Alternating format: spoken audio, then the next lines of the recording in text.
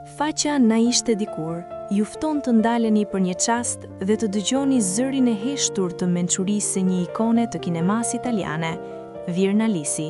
Këto thënie nuk janë thjesht fjalë, por pasqyrim i një jete të jetuar me dinjitet, zgjedhje të guximshme dhe dashuri për artin e vërtet.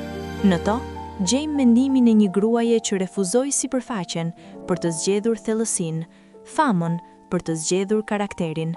Janë reflektime që flasin për bukurinë, kohën, artin dhe jetën, ashtu siç i ndjente dhe i përjetonte ajo. Një kujtim i sjell me respekt dhe dashuri nga Na ishte dikur. Ja 30 thënie nga Virna Lisi, të njohura nga intervista, reflektime publike dhe mendime që i atribohen asaj ndër vite.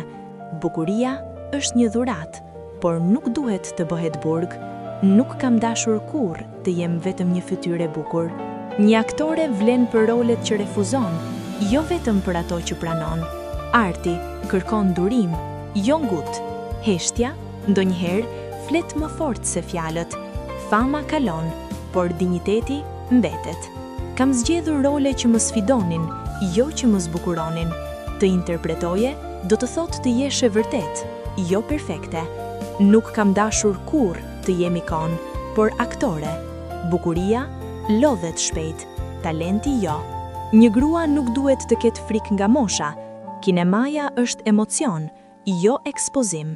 Kam besuar gjithmonë te puna e qetë dhe e ndershme. Nuk më pëlqen zhurma, më pëlqen përmbajtja. Çdo rol ka një të vërtet që duhet respektuar. Nuk kam ndjekur modën, kam ndjekur instinktin. Suksesi më i madh është të mos humbasësh veten. Aktoria rritet bashkë me jetën. Nuk kam pasur nevojë të shpjegohem, vetëm të punoj. Eleganca lind nga thjeshtësia. Kam dashur gjithmonë role me shpirt. Teatri dhe kinemaja më kanë mësuar durimin. Nuk kam besuar kurrë te fama e shpejt. Një rol i mirë, lë gjurmë pa bërtitur. Kam preferuar respektin ndaj popularitetit. Jeta private është një pasuri që duhet mbrojtur. Arti i vërtet nuk plaket. Një aktore duhet të di edhe të pres. Nuk kam dashur të jem gjithmonë në qendër. Kam zgjedhur rrugën më të vështirë, por më të ndershme. Virna Lisi nuk ishte thjesht një aktore e madhe, por një simbol i elegancës dhe karakterit që nuk zbehet me kohën. Ajo jeton ende në rolet e saj, në emocionet që përcolli dhe në artin që nuk plaket kurrë.